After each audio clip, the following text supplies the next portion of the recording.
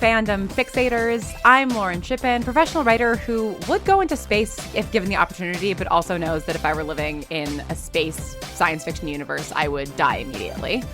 I could not agree more with that statement for myself as well. Yeah, yep. Excellent. Yep. And hi, I'm Cher McMullin, head of entertainment at Tumblr. And hi, I'm Shae McMullin, head of entertainment at Tumblr. And this is Dashboard Diaries, a podcast for you, the folks who are in this internet bunker with us. We talk about what's going on our favorite hell site, get into what we like to call Tumblr, do fandom deep dives, and share the times when we've gone feral over a new ship. And we are going to get into space adventures and time loops. But first, Cher, what was your last month on Tumblr like? Well, it's been quite a month on Tumblr. First off, even from as of the past 24 hours when we're recording this, the Oscars were last night. And God, that's right. Obviously, Tumblr had a lot of thoughts, a lot of gift sets, a lot of Kenergy, if you will. I was definitely following along virtually. I actually still need to watch the Oscars. I was out and about and didn't actually get to watch them, so I'm going to plan to do that tonight. But I feel like seeing them through the lens of Tumblr, do I? That's the thing. I watch the Tonys every year because I love seeing the musical performances and stuff. But other than that, I don't really watch award shows because I get it through the group chat and Tumblr and I'm good. Yeah. Were there any upsets that you saw where you wanted someone to win but they didn't win? I know. I Oppenheimer won a lot and it was a very I've seen it. It was a very well done movie in many senses of the word. It swept. And I had some feelings perhaps about that compared to some of the other films that came out this year. Yeah. Yeah. I think I'm with you. I mean, I haven't seen, this will come as no surprise to our listenership, but I'm much more of a TV person than I am a movie person. But I did see a fair number of the Best Picture noms this year. And I liked Oppenheimer. I think it's Christopher Nolan's best film since the Batman trilogy by leaps and bounds. Yeah. But I don't know that that's how I would have done my handing out of awards. Yeah, I completely agree. I do think sound design, the sound design was unbelievable. Yes. Incredible. And can I just say, so this is maybe a little bit off topic, but I've had a bone to pick with Christopher Nolan for, I don't know, the last decade because his sound mixing is always crazy. The score is so loud, the sound effects are so loud, the dialogue is so soft. And I get that it's stylistic, but it's as somebody who works primarily in sound, it has driven me insane for 10 years. Yeah. And seeing Oppenheimer in the theaters, I was like, oh my God, finally, the sound mixing in a Christopher Nolan movie is perfectly balanced and I can hear what people are saying and I can appreciate the score and the sound effects and I that's not a slight against Christopher Nolan or his sound mixers or anything. It's purely a taste thing, but Oppenheimer just really aligned with my taste a lot more on the sound front than his previous movies. I could not agree more. It was sound is something that it's one of my biggest things in just TV and film where it goes from whisper quiet to the loudest thing you have ever heard in your life within a split second. Yeah. And it just I'm just this got I know that this isn't necessary. There's got to be a better way. It doesn't need to be like this. It does not. We don't need to live like this, Lauren. We don't. So yeah, no, I completely agree with you there. Did you, based on your kind of lens through which you viewed the Oscars, have any strong opinions about anything? I mean, I think that was the one. I think I also was surprised that Lily Gladstone didn't win Best Actress for Killers of the Flower Moon. I thought she was really, really exceptional. I mean, that was I'm forgetting who did win. Emma Stone won for Poor Things. Oh, that's which right. Also, I really loved Poor Things. I really enjoyed it. I've not seen it. And just, I actually can't wait to watch it again. And I really enjoyed Killers of the Flower Moon. And I think, it's... When looking at both of them together, Emma Stone's performance was exceptional and very unique, not a performance I've done before, the way she moved her body. It was just it was something, it was nothing I've seen before, and I think that's what was special about it. Whereas I think Lily Gladstone's performance was raw and visceral and just like I couldn't look away, and just she stole every scene that she was in. And like Killers of the Flower Moon, actually both Poor Things and Killers of the Both are over 3 hours or around 3 hours, but Killers of the Flower Moon was like at 3 hours. I was like transfixed. So totally. I'm actually like I do think both incredible performances, obviously all nominees incredible performances, but I do think I agree with you there that her performance was something special. And I haven't seen Poor Things, but I love Emma Stone, and I think that she's an incredible actress. So like I have no doubt that I think it's just like there's like Lily Gladstone did so much with the silences. Like she, in terms of the amount of dialogue that she had and the amount of emotion that she conveyed, like I just thought that it was incredible. And what she had to go through, just where she had to like go to play that role. And the physicality of it, and like, oh my God. Like I have like chills talking about it right now. Same. Yeah. So, and I think that's answers the question. I think I wasn't like, it's rare that you actually get chills when talking about someone's performance. I think that is like, yes, the more I'm thinking about it, the more I'm like, I absolutely agree with you. Cause I was excited that Emma won cause I loved Poor Things. But now that I'm really thinking about it, I think, that was Lily Gladstone's performance really was the standout of the year. Yeah. But I mean, what a wonderful world we live in to have so many standouts, right? Exactly. And like so many great performances and great movies, and we're spoiled for wonderful entertainment and art. Yeah, exactly. And it was such a great year for film. So many really important films, so many beautiful films, so many, I mean, it was a really fun year to like watch movies and to be just a part of and then obviously, I mean, of course we also had the strike. So on top of I just think 2023 as a year for the entertainment industry was one of the most pivotal, important years in pretty much almost the entire history of this industry.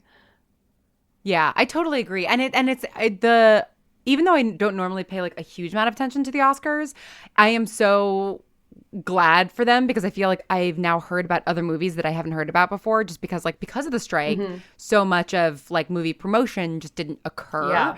And like I still don't know what the plot of it is, but I had heard literally nothing about American Fiction. And based off the actors in that movie and based off of just like the few like gift sets I've seen on Tumblr and stuff, I'm like, I'm gonna love this movie. Like I cannot wait. I'll watch anything that Sterling K. Brown does. American Fiction was a really fun watch. Like I really enjoyed it. Yeah, I'm excited to see it. Even not knowing anything about it, I'm just like, oh, like these actors are in it. Great. Like, let's go. And with that, Lauren, now that I've taken up half the episode with the Oscars, how was your last month on Tumblr been? It's been good. It's been, I would say, like pretty like par for the course in many ways. I've just been like dipping into my various fandoms. The Bad Batch is back, so I've been getting back into Star Wars fandom, all of that kind of stuff. But the thing that did sort of dominate for a little bit that I want to talk about and that I have so many opinions about, is the whole walrus versus fairy thing. So let's talk about it. Which I think I've somehow missed, Lauren. So wait, really?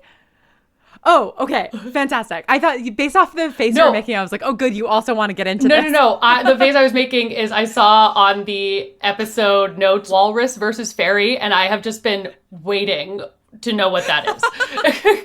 Okay, great. So let me see if I can find the original. I think I do have the original post somewhere. Oh no, I don't. Okay, I will find it at some point and send it to you. But basically, there was this post. I'm forgetting now.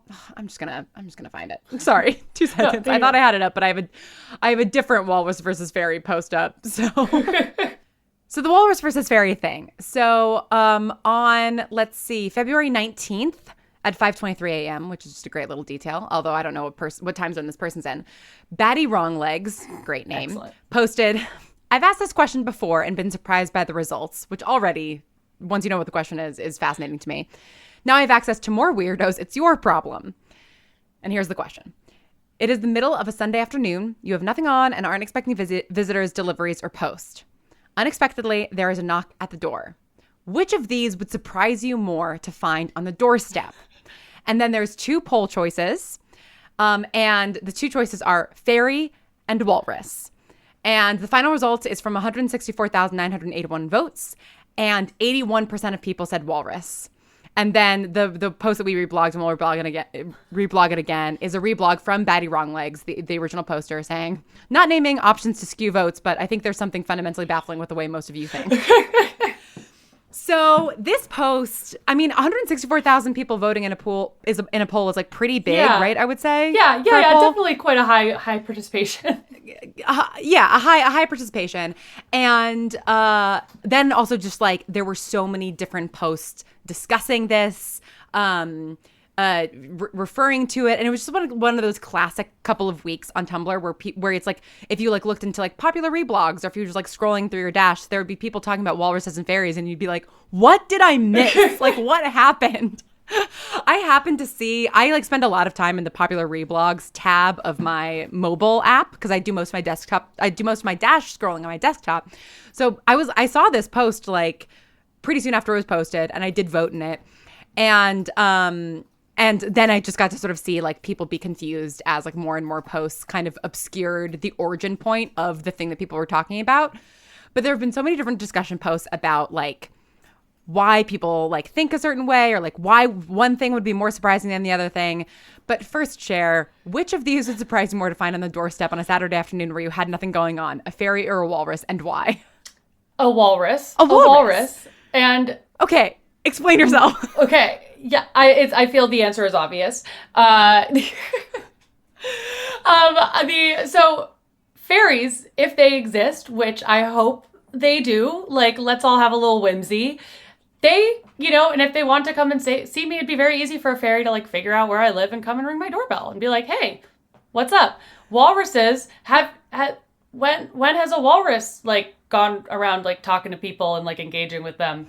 Like, I just feel like, I mean, Alice in Wonderland aside, like less likely, just in terms of autonomous creatures. I do live on the first floor, so that would I have easier walrus access than most. but yeah, no, I think walrus would definitely shock me more. What about you?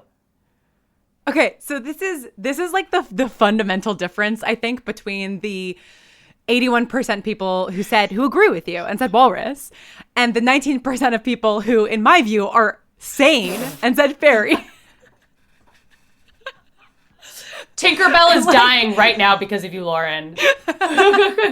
and Batty Wronglegs, the OP, did say, like, I think there's something fundamentally baffling with the way most of you think. And I don't know exactly if the poll was still ongoing, but no, they posted that February 23rd.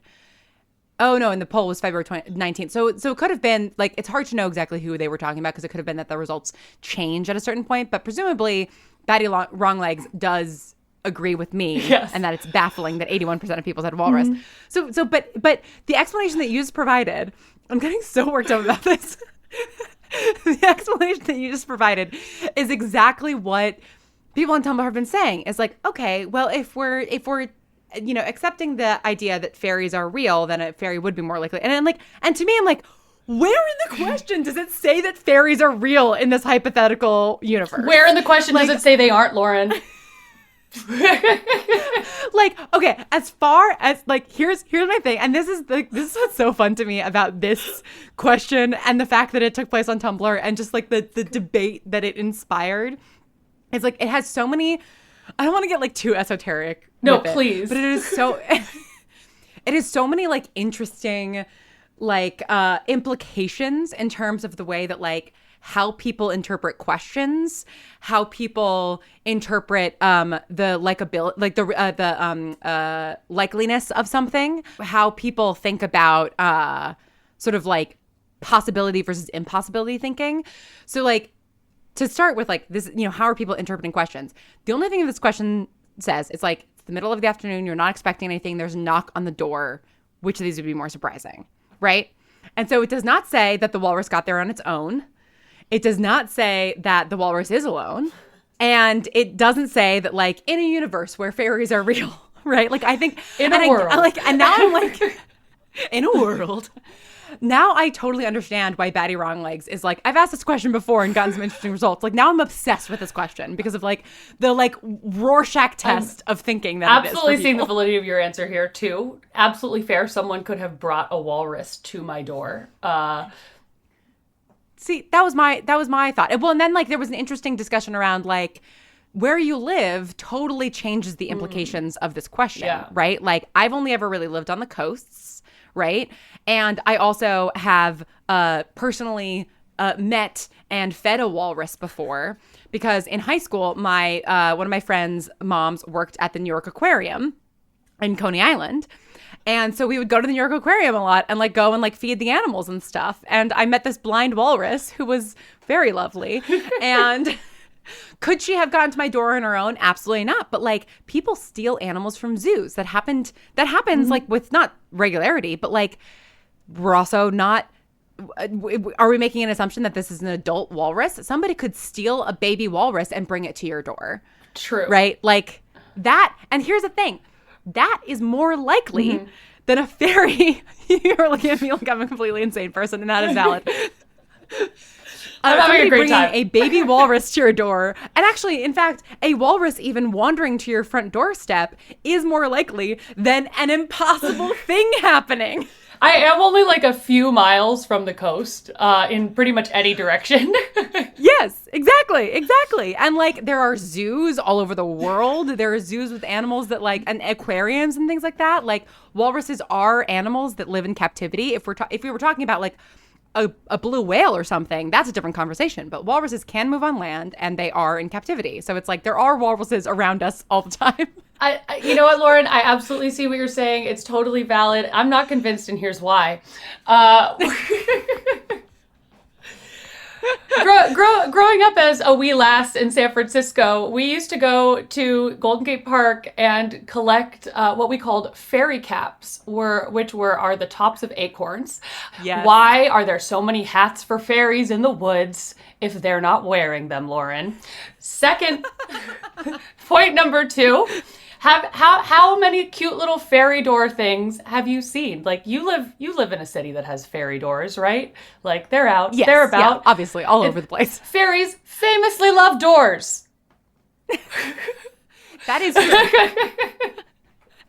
Case in point. Well, and I will say, when I was a child, my great aunt and uncle lived in Maine, and me and my sister and my cousins would go around and we would build little fairy houses for the fairies. Yeah. And then we would visit and we'd leave food out for them. And then we'd visit the next day and there would be little notes from the fairies that like our older cousins or our parents were writing to us and stuff. And it was a very, very fun activity. I am all about the imagination. I know I sound like such like a like curmudgeon, like fun ruiner. But no, Lauren, here you're saying you've personally fed and interacted with the walrus. You've personally built a fairy house. So a fairy is so likely to come to your much bigger house and be like, hello, bigger fairy. Thank you for my tiny fairy house. You know? I mean, sure. I do think it's so wonderful that we have different answers on this because like we are the Tumblr sample size, like the two of us. The thing that I thought was so interesting, and I'm curious to get your take on this as a fairy person. I feel like the phrase fairy person sounded like something I didn't mean. As a believer. You know what I mean? As a believer, exactly. There was one post that like was getting a lot of reblogs that was sort of like making the argument that you're making, right? Which is like, there's so many things that we know need to happen for a walrus to get to our door. Whereas if a fairy came to our door, the thing that's the new information there, the thing is just like that fairies are real, right?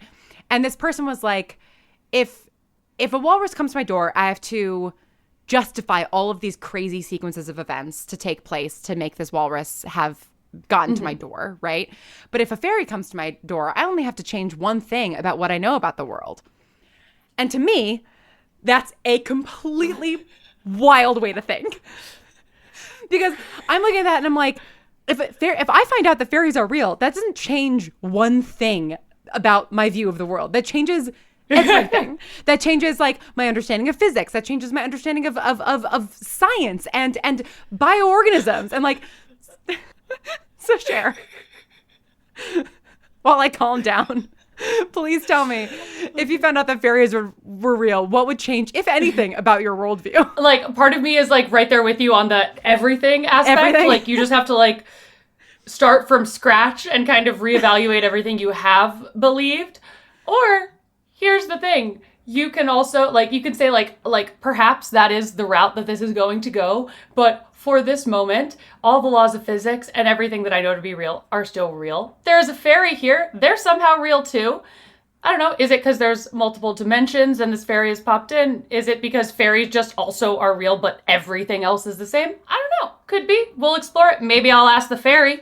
But I would, like, it's so funny because I'm saying like, oh, I think it would just change the one thing. I spiral about the smallest thing. So I mean, same, clearly. I absolutely, like, I'm saying this as if I would handle this in a logical, normal way. I would like panic and spiral immediately and be like, nothing is real. Who am I? You know, so you know what, you're, yeah. Like, I feel like the version of myself I want to be would be like, oh, cool, fairies are real now. Am I on a quest? And for some reason I sound like Reggie from Rocket Power. But no, I think I do agree with you that my reaction would just be pure panic and like, what is happening kind of thing. Yeah. Okay, that makes me feel a little bit less insane. Because it's like, to me, like, finding out the fairies are real is the equivalent of finding out that aliens are real. Like, this is like... Aren't they, Lauren? I mean, yes, aliens are real, but like, you know what I mean? Like, that like aliens like are here with us, yeah. You know, or something like that. I mean, and fairies could be something where it's like, you know, so much about aliens is unknown. Right. There's so, like, we live in an infinite universe, so perhaps fairies and all of these mystical creatures are mystical to us, but are completely normal and somewhere in this infinite universe in which we live. That's very true. Yeah. Okay. That's, you know, it's like maybe we re-ask this question and it's like, what would surprise you more, a walrus or an alien fairy? But like, I am now like kind of obsessed with like this form of question of like what's more likely, a walrus or like insert mythical thing, and like to see how people think about it, how people like work themselves through it. So anyway, that was my last several weeks on Tumblr, because I have been like thinking and like just obsessing over this question since the 19th of February, I guess, when it was posted, because like this is the thing that if I were in college still, I would want to write a term paper on this. Oh my gosh. Like, to me, like, just the implications and like the Tumblr ecosystem and the way that it approaches this question is like a fascinating study of human psychology. Well, I mean, what was it? Last year we did an episode on like little known Tumblr memes, and we were talking about what was it Tagamemnon or the I talked about the like Tumblr symposium that kind of happened. Yeah. I feel like some kind of Tumblr like symposium or like con, but not like, I know it's dangerous to say even virtual like symposium or something where people like present on, like, come and bring their opinions on like Tumblr's most asked like questions, Tumblr's like mysteries. Like, I feel like there's just so much in that universe. Like, I would love that, and I feel like there's so much to discuss with it too. Like, you could have such like breakout rooms and things, and like, you know, all that. I want to watch like a lecture series about like Tumblr questions and Tumblr philosophies. I think that'd be so amazing. Speaking of the mysteries of Tumblr, yes. Let's dive back into our own archives and find the mysteries that live there. Share what you have for our dashboard confessionals this month. I am very excited about the post I have this month. It's just a text post that I reblogged in March 2019, and it's just pure chaos. It's from user Gay Mutual. And it says, me waking up my children in 2035. Get woke, bae, and thought. It's time to vor breakfast.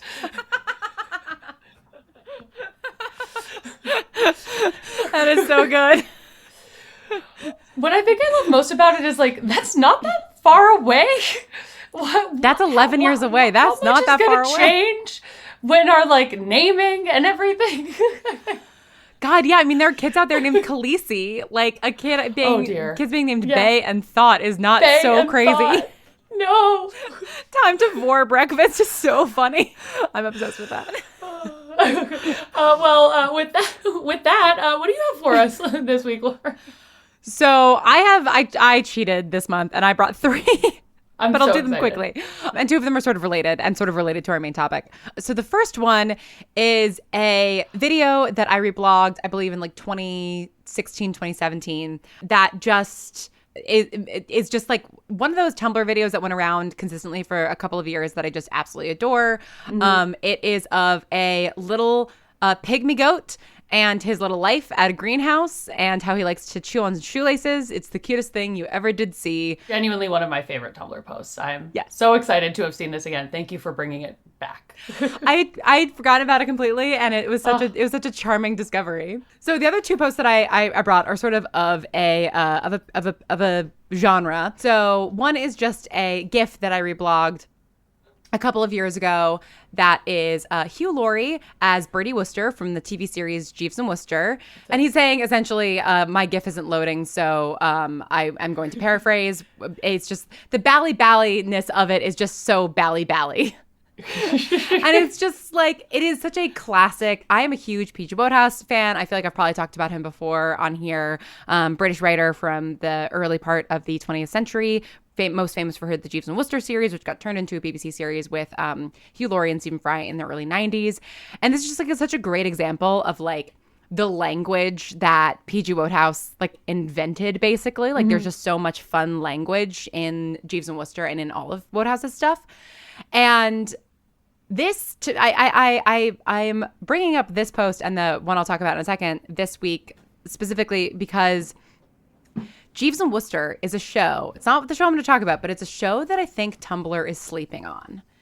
It has like less than 2,000 followers on the Tumblr tag, but like it is like truly a ridiculous, silly, fun British romp about just the most idiot boy in the world and his genius butler. And like, not only is it just like delightfully funny, but yeah, there's all this fun language that I think that like Tumblr, the place, the let's say the truth, the final frontier of the English language, Tumblr.com, I think would really enjoy and perhaps adopt some things. Like the bally-balliness of it is just very bally-bally. Like that's just like, you know what that means, right? And even though it's nonsense. And also, I do think that, like, you know, Jeeves and Wooster are quite a pair. They're not necessarily like a strong ship of mine, but like I can and do ship them occasionally, even if other times I'm just sort of like their best pals. But there's lots of shipping possibilities. And also another thing that Tumblr loves that brings me to my third and final dashboard confessional is a post from A Bit of Fry and Laurie, which is a sketch show from the 80s, 90s that Hugh Laurie and Stephen Fry did. It is not like, it's so funny. Of all of the British sketch shows, it did not really like stand the test of time in terms of like it being something that people knew about. Like obviously like Monty Python did. Like I think that Mitchell and Webb look, like those shows kind of like carried on a legacy. But for some reason, this one did not, despite the fact that Hugh Laurie and Stephen Fry are 2 very famous actors, I would say now. And this particular post is just Hugh Laurie sitting in like an interview setup and, you know, doing a sketch and it's a series of photos, and in it he's saying, "Good evening and welcome to Realizing I've Given the Wrong Directions To. Tonight I shall be realizing I've given the wrong directions to Rabbi Michael Leibovitz. Good evening." And then he stops and he looks at the empty chair and puts his head in his hands. And it's just like, it's such a funny little post sketch. Like I just love it. And I think that like this is another thing, like Stephen Fry and Hugh Laurie, I feel like as a pair of celebrities are not talked about enough on Tumblr, despite the fact that I think they very much have like David Tennant, Michael Sheen, or like Ian McKellen, Patrick Stewart thing going on. So like this is just like, this is my pitch for like, people are sleeping on Jeeves and Wooster, people are sleeping on Fry and Laurie. Let's revitalize this fandom for both this show and also this like pair of best friends that made a lot of great art together and love each other dearly. Yeah, I'm a big fan. I am so sold on everything you've said, Lauren. I can't wait to watch all of this. I love a comedic duo of best friends. Like, that's my favorite, like, I don't know, genre or space in comedy is just people who love each other being funny. Like, I just love, like, when friends, like I love, like, Key and Peele, like, so much. Like, it's just so, like, or just all of Scrubs.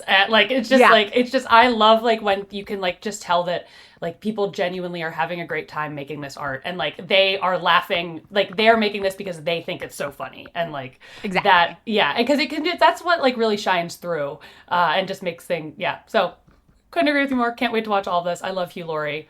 Oh, he's so great, and like and he and Stephen Fry are so great together. I'm so glad that I've convinced you. That bodes well for what is our main segment, which is bringing slept on shows that we think Tumblr will love, but for some reason has just not like fully sunk its claws into. And I will say, I think for both of these shows, just like as a little bit of a preface, it's not that these shows have no fandom on Tumblr, right? Like these are shows that people on Tumblr watch, they're shows that people enjoy and blog about, but like that we think should be, you know, in the top TV shows on Tumblr's, you know, popular lists. So Cher, what do you think Tumblr is sleeping on, and why?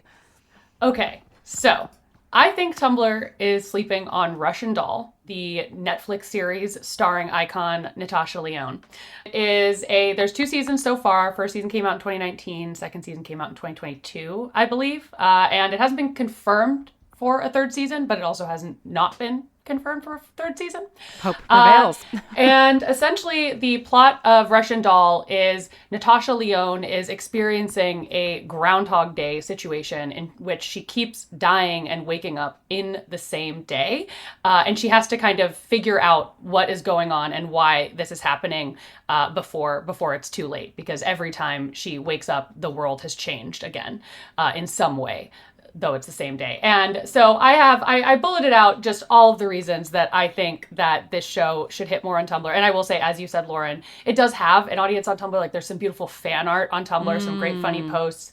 It was in fandom once in 2019. It was like the 15th show of the week around the time it premiered, and then didn't pop up again. So it got like that kind of initial kick, and it has 3.3 thousand followers on the tag. So, you know, it's got some dedicated Russian dolls in there, but we need more. And so my bullets for why the show is great. First and foremost, and I've said it before, I'll say it again, Natasha Lyonne. Icon, legend, she's amazing.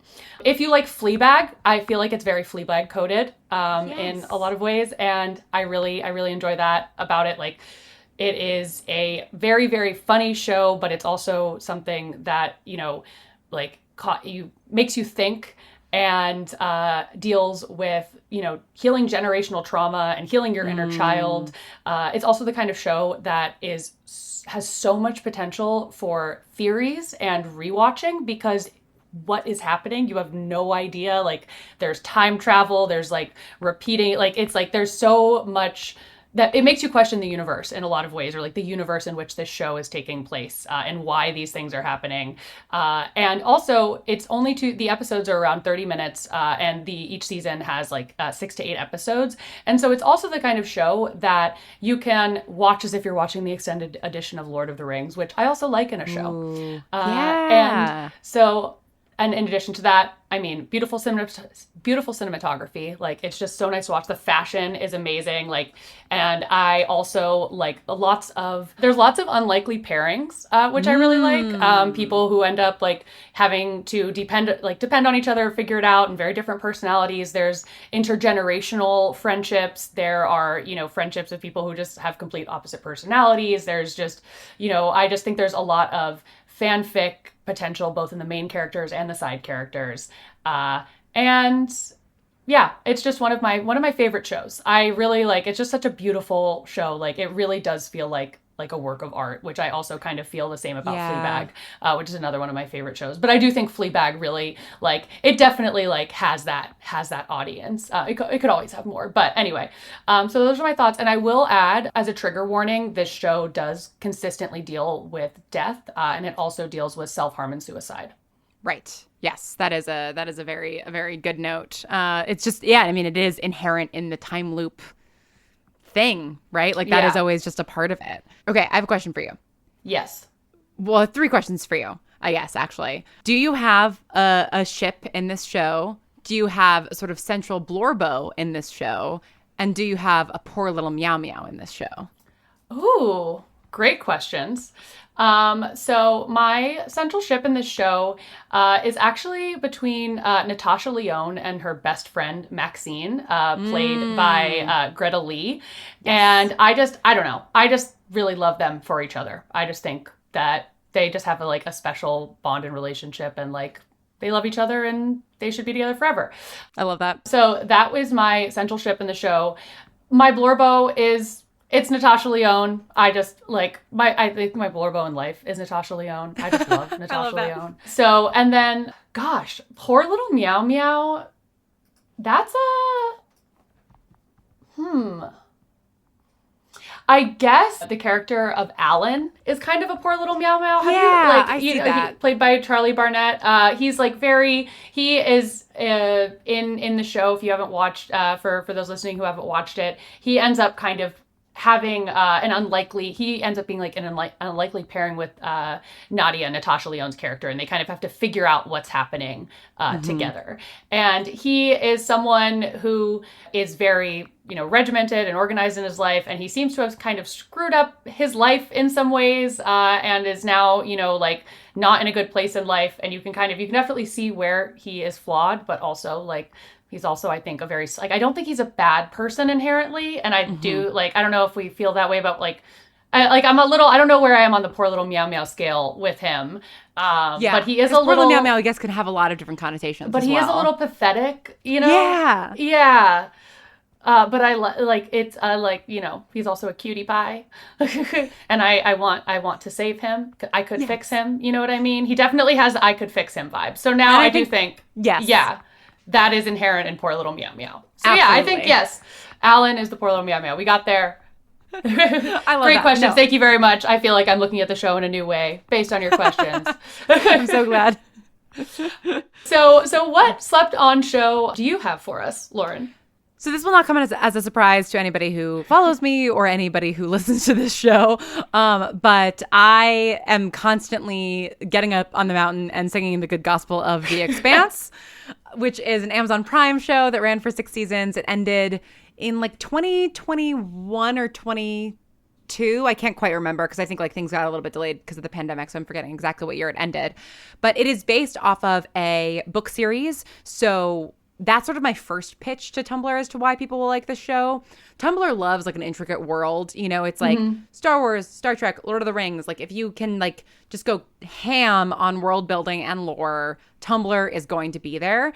And so not only does the show itself have a very intricate world and lore and political factions and all of this conflict, but then if that's not enough for you, you can read these books, which are even more detailed and even more extensive. I have not actually read them.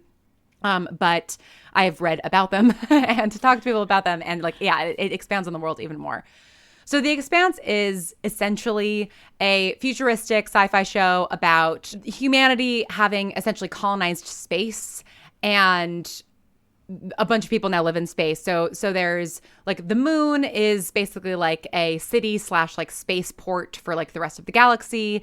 Mars is its own country basically now. It's its own nation state. And then there's the belt, which is the asteroid belt that people are mining and that people are basically living on space stations. And then, of course, there are still people on Earth. And it's not one of those things where it's we destroyed Earth and so we had to colonize space. It's we've just gone out to space because we've expanded, right? And so there's sort of 3 central groups. There's the Earthers, the Martians, and the Belters, and they all have very different political ideals. They all have very different upbringings. One of my favorite things that is a little bit in the show, but I think it's just harder to do in the show inherently because you're casting real life humans and you're just casting them because they're good for the role, not necessarily based on their appearance. But canonically in the books, Earthers are quite tall and big because they have oxygen and gravity, and the belt has a lot lower gravity, and so belters tend to be much more slight and small, which is also really interesting because they're essentially the blue collar workers of the galaxy. I realize it's sounding like I'm giving a sci-fi lecture now about I am politics and space.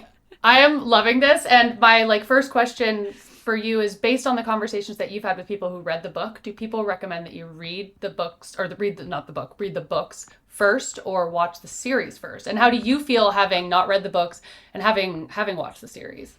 As far as I can tell, so J.S. Corey, I think that's or James S. I can't remember exactly what the author's name is, but it's actually two different guys who like write together under one name.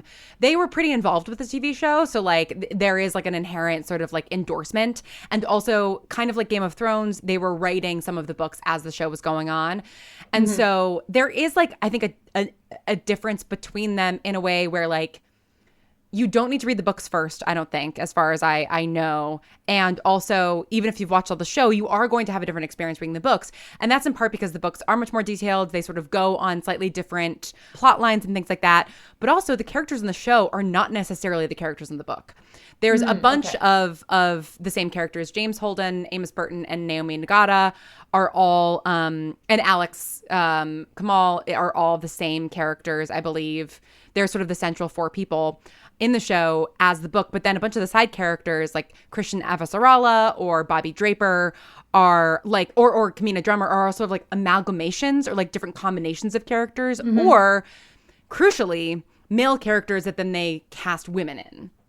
And so like that's like so yeah, we're dealing with like the like politics and economics and eventually like aliens of space, but the basic like first sort of inciting incident premise is that these four people who end up becoming the crew of the Rocinante, Jim, Naomi, Amos, and Alex, sort of like accidentally become like the most important people in the universe. They sort of like, this thing happens in the first episode. They end up as fugitives. They end up stealing this Martian ship and then they rename it the Rocinante, and that is their like home for, you know, the series. And they are, so like now that you have like the premise and the basic like world, now I'm going to pitch on like what Tumblr will love about it. And that the crew of the Rocinante is like thing number one, because it's like, it's the most found family feels ever. Like you have these four people who are thrust into a situation. They do not like or trust each other. And like, they have to now help each other survive. Unlikely unwilling heroes? Yes. Unlikely unwilling heroes. I wrote this whole post that I'll reblog about like why people should love The Expanse on my personal Tumblr. And like Jim is like ostensibly the protagonist. Like he's sort of like our POV character in the first few episodes / first season, or one of our POV characters. But like he is just like, he is truly like an unlikely unwilling hero who then just becomes like the staunch, like Steve Rogers, Captain America, like, no, I know what's right guy. Yeah. And in my post, I called him the nosiest bitch in the universe, because he is. Like, he like cannot stay out of people's business. Like, so often his crew is like, let's not stick our nose in that particular galactic conflict, please. And he's like, but what if we did? But what if actually we made it our problem and we made us everybody else's problem? Is it? And I love him for that. Everyone's like, Jim, no. And he's like, Jim, yes. Jim, That's yes. Exactly. And like, so you have this like amazing found family. And then within the found family, and actually outside of it too, you also have like just some of the best complicated characters, some of the best female characters, not only in sci-fi, like in modern sci-fi, but like on TV. Like, despite how many amazing female characters we've seen over the last couple of decades, like there still is a disparity between complex male characters and complex female characters, let alone obviously non-binary or trans folks, right? But like The Expanse just like has them in spades, and they are all kinds, and it's not just like the like strong female character, right? Like they're not all just like fighters, although a bunch of them are. They're like, Naomi is like a female character who like is tough and is outspoken, but also like a huge part of her plot line is like motherhood, and is like, you know, this sort of more like nurturing part of her life. Like if there's a dynamic that like Tumblr is into, The Expanse has it.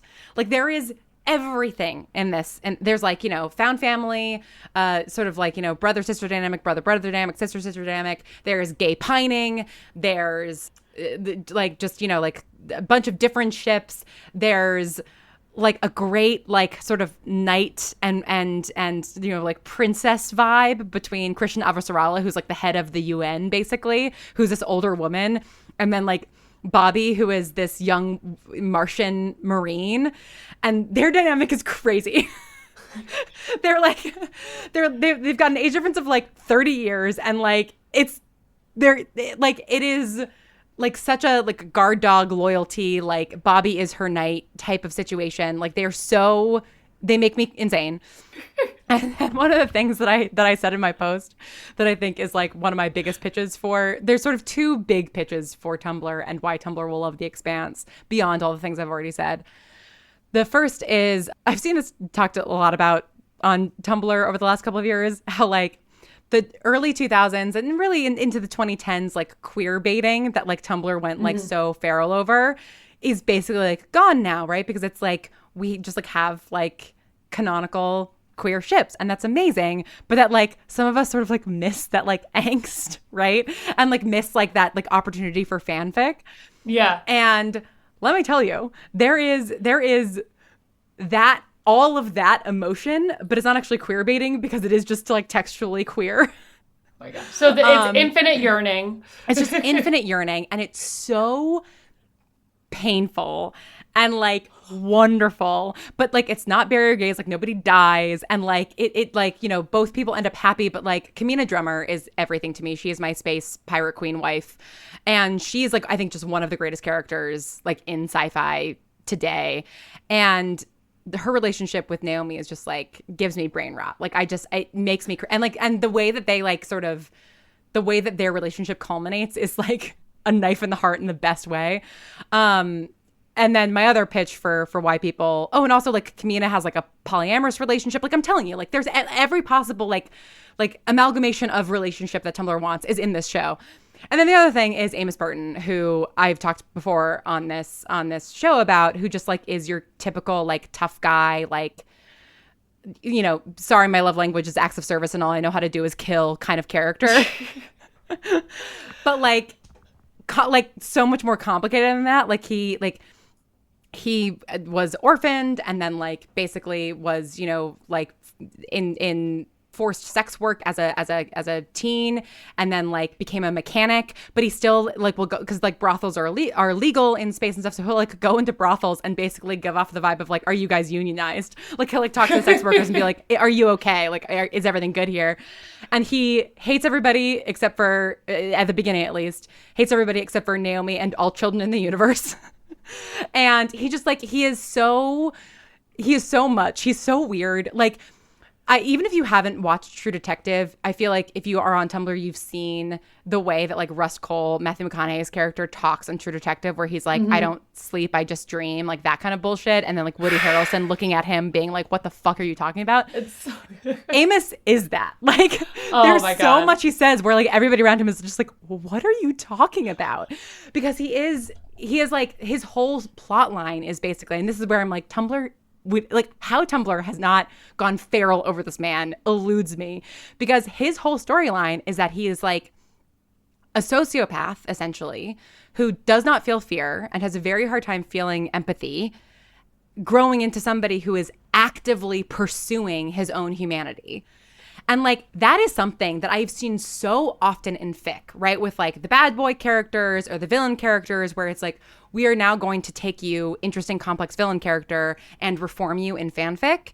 And what I love about the show and what I love about Amos is that like the show is like, this guy isn't a villain. He's messed up and he's complicated, but also we're going to actively do that. Like there's a whole thing in the second or third season where like he meets a guy who has had his empathy basically removed, and he's like, and he basically gets curious of like, can you reverse this? Like, can somebody fix me? Like he's aware of his like lack of humanity and is then like working on with his found family and through the people that he loves, like finding it again. And that just makes me want to rattle the bars of my cage. Like I just love him so much.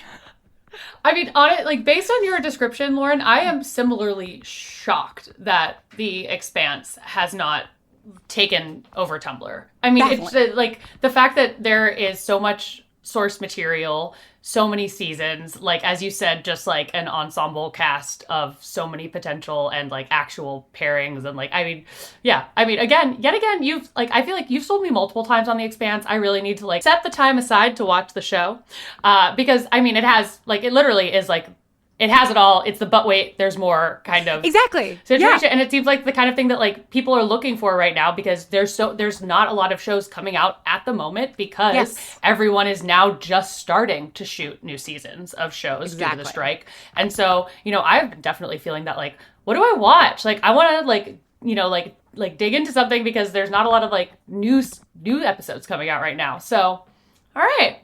So we'll get into The Expanse, listeners. Please watch The Expanse and write fic about The Expanse so that Lauren has Expanse fic to read. Thank you. Please, for the love of God, somebody write more Prax Amos fic, because I have read through all of it. Literally, I've read through all of it, and it's all great. All the stuff that's out there is great, but I need more. Anyway, I'm clearly very deep in my feels on The Expanse that I talked at you for 20 minutes about it. Cher, what has you in your feels this month? Honestly, Lauren, like I'm in my feels about, you know, everything we've been talking about. Like I'm super excited about, first off, so many new shows that you just introduced me to, both comedy and sci-fi, my two favorite genres. And also, I am in my feels about something that actually aligns really well with The Expanse and your opening statement about being an astronaut, because last week was astronaut graduation. And I was, and NASA posted, like NASA yearbook photos for each astronaut graduate with like a fact about them. And I just think that like really had me in my feels. It was really sweet. We'll reblog like one or two of the new astronaut like class photos, to the Dashboard Diaries Tumblr. And also anyone who is listening who actually would like to become an astronaut and would not be terrified of going to space given the opportunity, they're accepting applications through the rest of March for like astronaut applications for the rest of the month. So apply to be an astronaut, folks, and you can be a real life Amos. Exactly. Or any Expanse character that you most align with. Oh, that's very cool. I love that. Right now, I'm in my feels about something incredibly Tumblr specific, and something that's been a sort of Tumblr to IRL progression, which is that through one of the fandoms that I was deep in a couple years ago, that I wrote a lot of fic in, I met a friend through Tumblr, and she came to visit me in Seattle this weekend and stayed the weekend, and we hung out and talked about fandom, and it was just like so nice that like here I am 15 years into being on Tumblr, and like Tumblr is still giving me the gift of like real life friends, and that just never gets old. So that's what has me in my feels. Oh, I love that so much, Lauren. I always say the best thing that like Tumblr has ever given me is the friendships that I have gotten from working here, from being on the platform. Like it is just such like a lovely community of like, you know, like passion and like creativity. And yeah, that's fantastic. I'm so glad that you had such a great weekend and actually got to have an IRL, like internet to IRL meeting. We love to see it. Yeah. It was really, really fun. So with that, I'm Lauren Shippen, and you can find me at thelauren.shippen.tumblr.com. And I'm Shae McMullin, and you can find me at overshares.tumblr.com.